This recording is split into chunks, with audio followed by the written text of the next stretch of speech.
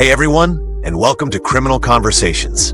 Today we're diving deep into a character many of you know, a man who became a legend in the shadows, Mike Ehrmantraut. If you've watched Better Call Saul or Breaking Bad, you've seen Mike, the fixer, the enforcer, the guy who could solve any problem with a quiet word or, when necessary, something a lot louder. But have you ever really stopped to think about what makes a man like that? How does someone, haunted by losing his own son, forge a moral code, if you can call it that, in the absolute chaos of the Albuquerque underworld? Mike Ehrmantraut isn't just some TV tough guy. He's a former Philly cop, a man who saw the rot in the system up close and carried the weight of his son Matt's death like a stone in his gut. That loss, that guilt, it's the key to understanding him. It's what pushed him to become a reluctant guardian to guys like Nacho Varga and Jesse Pinkman, young men walking a razor's edge, just like his son once did. In this conversation, we're going to unpack Mike's story. We'll look at how his past shaped every calculated risk, every grim decision. This isn't just a character study. It's a look into the kind of real-world pressures and impossible choices that can define a life in the shadows. We'll see how his attempts to protect others often dragged him deeper, and how the lines between right, wrong, and survival got blurred beyond recognition. So stick around as we deconstruct the enigma that is Mike Ehrmantraut, a man whose silence often spoke volumes and whose life was a masterclass in navigating a world where every choice had a body count. So where does Mike's story really begin? Before Albuquerque, before Gus Fring, Mike was a cop in Philadelphia. And Philly back then was a tough place to be a straight cop. The system was dirty, and playing along was often the only way to survive. Mike knew the score. He understood the game. But his son Matt, also a cop, a good kid with a cleaner conscience, he wasn't built for that kind of compromise. The breaking point, the thing that shattered Mike, was his own advice to Matt: go along to get along. Simple words meant to protect. But in that corrupt world, they were a death sentence. Matt got killed by dirty cops, and Mike never forgave himself. That wasn't just a bad call. It was a wound that festered, that drove every single thing he did from that moment on. That loss didn't just make him cynical, it made him dangerous. The way he hunted down and eliminated the men who killed his son wasn't just revenge. It was cold, methodical, a glimpse of the fixer he'd become.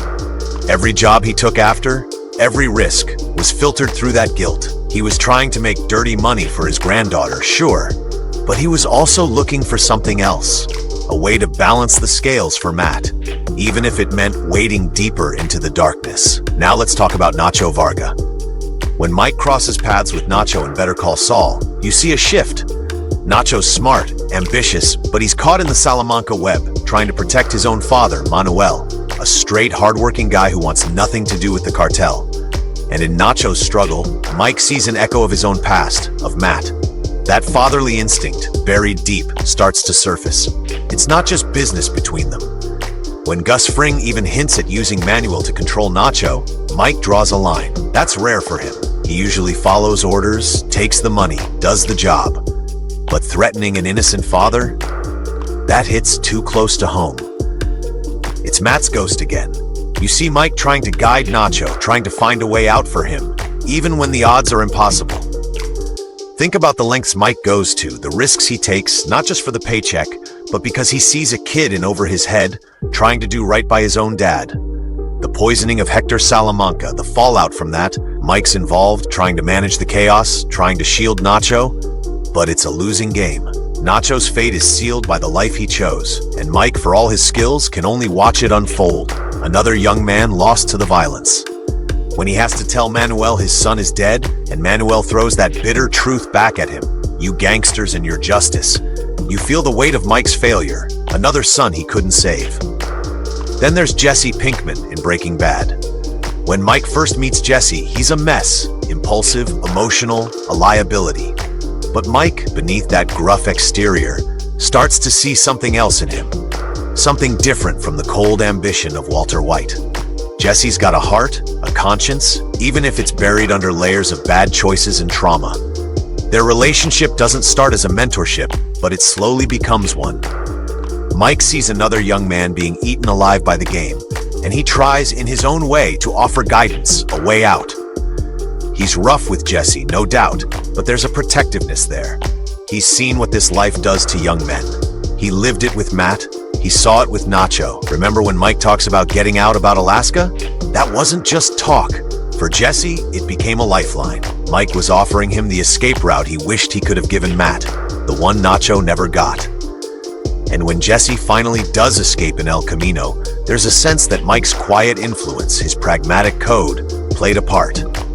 Jesse survived, and in a way that's a small, tragic piece of redemption for Mike. One kid he pointed towards the door, who actually made it through. Now, before we wrap this up, I want to give a nod to the platform making these deep dives possible, Criminal Conversations.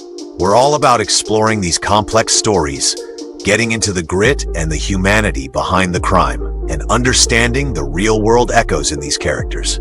It's through conversations like the one we're having about Mike that we can start to see the patterns, the pressures, and the often unseen truths that shape lives on both sides of the law.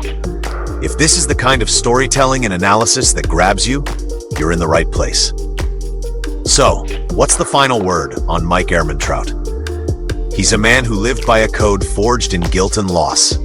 Every move he made, every life he took or tried to save, was tied to the son he couldn't protect. With Nacho, with Jesse, he was trying to rewrite that story, trying to find some kind of peace in a world that offered him none. But the tragedy of Mike is that for all his skill, for all his quiet strength, he could never truly escape the cycle. He used violence to protect, but violence always has a price. He offered wisdom, but he was too deep in the game to ever really get out himself. His quiet moments, those long stares, the unspoken grief, that's where you saw the real Mike, the father who failed, the man searching for an absolution that was always just out of reach. Mike's story is a hard lesson in the cost of living in the shadows. It shows us how tight the grip of the past can be, and how the search for redemption can lead you down even darker roads. If you're fascinated by characters like Mike, by the real human stories behind the crime, then make sure to subscribe to Criminal Conversations. We've got a lot more to unpack. Thanks for listening.